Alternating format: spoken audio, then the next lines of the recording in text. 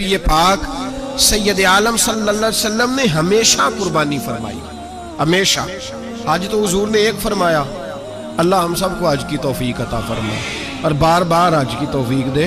صحابہ نے 40 حج فرمائے ہیں، 50 حج فرمائے، حضرت فضیل بن عیاض نے 60 حج فرمائے۔ اللہ توفیق دے، قبول فرمائے اور اللہ سب کو بار بار وہ موقع نصیب فرمائے۔ تو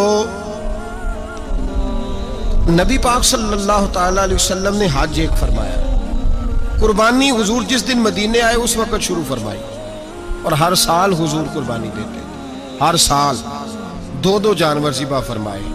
یا رسول اللہ صلی اللہ تعالیٰ علیہ وسلم 2 کا کیا مقصد فرمایا؟ ایک میری طرف سے، ایک میری غریب امت کی طرف سے۔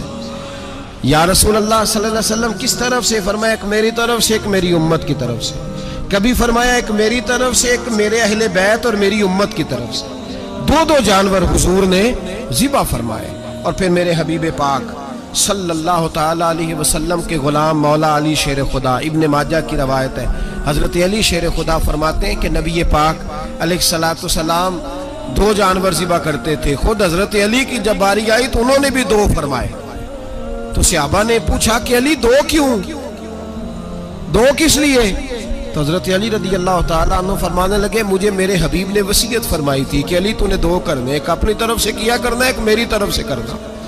تو میں ایک اپنی طرف سے دیتا ہوں، ایک اپنے نبی پاک کی طرف سے دیتا ہوں صلی اللہ علیہ۔ 2 جانور۔ آپ لوگوں نے سنی ہوئی ہے یہ بات کہ مہینہ کھانا نہیں پکتا تھا حضور کے گھر میں۔ حضرت عائشہ فرماتی ہیں 3 چاند اور 3 سورج کٹھے کبھی نہیں دیکھے جب ساتھ روٹی بھی کھائی ہو، یعنی 3 دن مسلسل کبھی کھانا نہیں کھایا۔ قربانیاں کتنی دیں؟ بولیے۔ حضرت علی شیر خدا کا مکان کوئی نہیں اپنا، کوئی گھر نہیں بنایا۔ مولا کائنات شیر خدا، میں نے یہ بات پھر دہرا رہا ہوں، پہلے بھی میں نے عرض کی تھی، پکا کرنے کے لیے دہرا رہا ہوں۔ حضرت علی کا کوئی کاروبار نہیں بظاہر۔ بی بی صاحبہ فرماتی ہیں کہ کئی ہفتے صرف سرکہ اور کھجورے۔ قربانیاں کتنی؟ اسی سارے صاحب لان ٹورے ہیں کہ ساڑھے تے لگ دیئے کہ نہیں، پکا۔ اور پھر جب بات ہوتی ہے دینے کی تو ماحول اور ہوتا ہے، جب لینے کی باری ہوتی ہے تو ماحول اور ہوتا ہے۔ قربانی واجب ہے اس شخص پر جس کے پاس 52.5 تولے چاندی یا 7.5 تولے، لیکن میں 7.5 تولے والا فتویٰ نہیں دیتا، میں 52.5 تولے چاندی والا فتویٰ دیتا ہوں، اس لیے کہ 52.5 تولے چاندی تو شاید تولہ یا 1.5 تولہ سونے کے برابر ہی ہو جائے، ٹھیک ہے نا جی؟ تو 7.5 تولے سونا 50-60 ہزار روپیہ جس آدمی کے اکاؤنٹ میں موجود ہے وہ قربانی کرے۔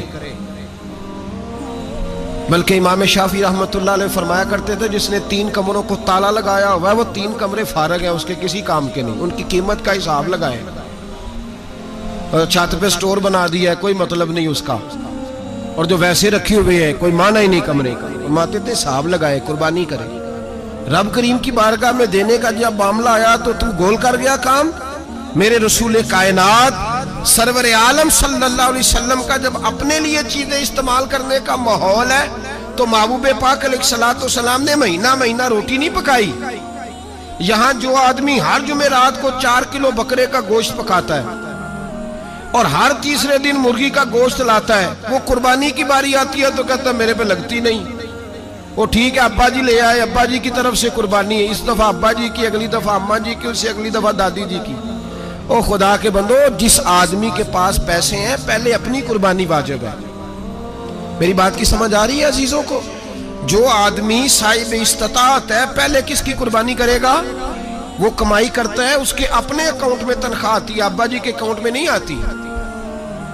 اس نے اپنا بینک بیلنس چوری بھی رکھا ہوا ابا جی سے۔ پہلے اپنی قربانی کرے، اگر اس کو شوق ہے، دل کرتا ہے تو ایک اور خریدے، پھر ابا جی کی طرف سے کرے۔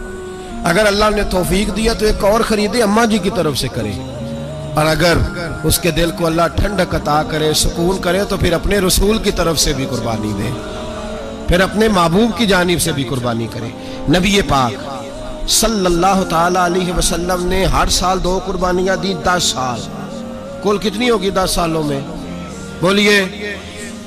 اور جب حضور حج کرنے گئے نبی پاک نے 63 اونٹ ذبح فرمائے، ایک اونٹ میں کتنی قربانیاں ہوتی ہیں؟ 63 اونٹ حضور نے ذبح فرمائے. اور حدیث بڑی مزیدار ہے.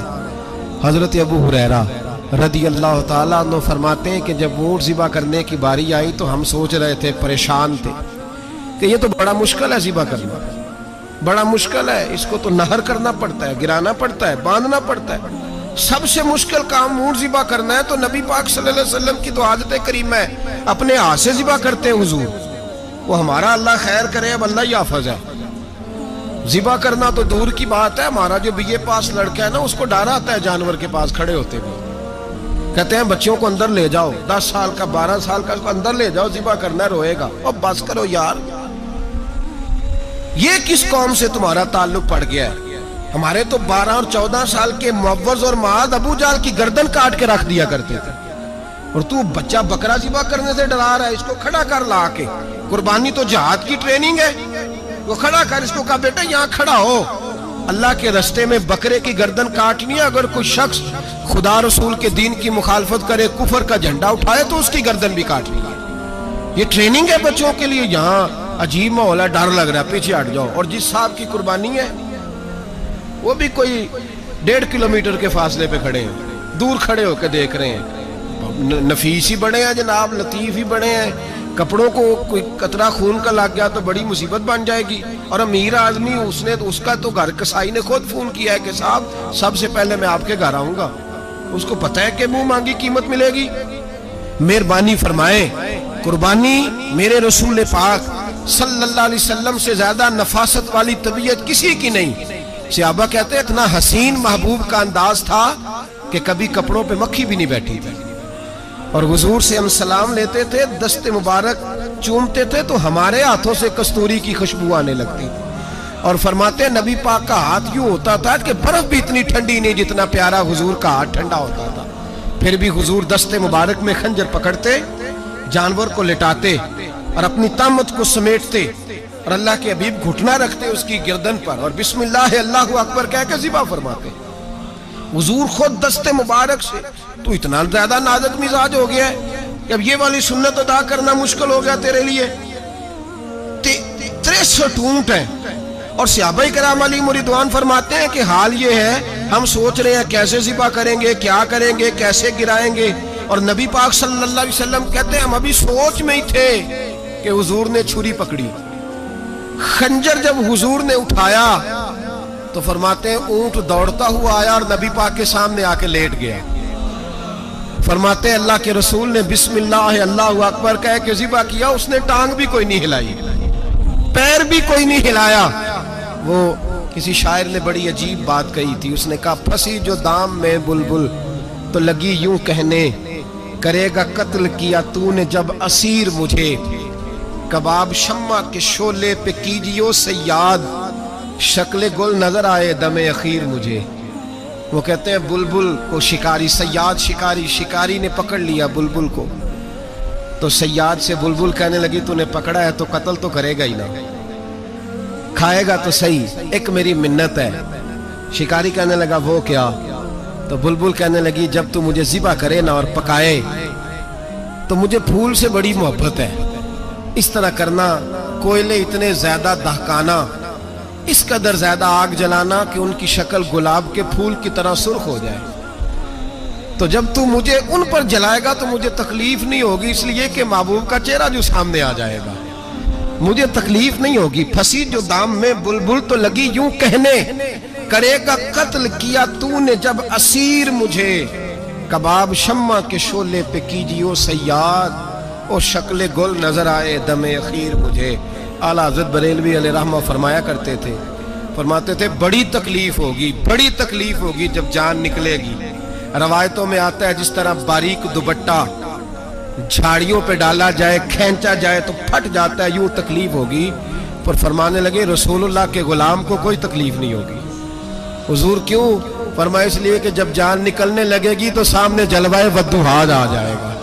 حضور کے جلوے ہوتے رہیں گے تو پتہ ہی نہیں چلے گا جان کیسے نکل گئی. پھنسی جو دام میں بلبل. تو صحابہ فرماتے ہیں کہ اونٹ دوڑتا ہوا آیا، حضور کے سامنے آ کے لیٹا، نبی پاک نے ذبح فرمایا اور فرماتے ہاتھ دھو گئی. حضور نے توجہ فرمائی تو دوسرا دوڑتا ہوا آ گیا، تیسرا آ گیا. حضرت ابو ہریرہ فرمایا کرتے اونٹ ایک دوسرے کو دھکے دیتے تھے, پیچھے ہٹ جا, پہلے میں نے جانا ہے, پہلے میں نے جانا ہے. 63 اونٹ وادی منا میں حج کے موقع پر میرے رسول پاک نے دست مبارک سے ذبح فرمائے. ہر قربانی حضور نے اپنے ہاتھوں سے فرمائی.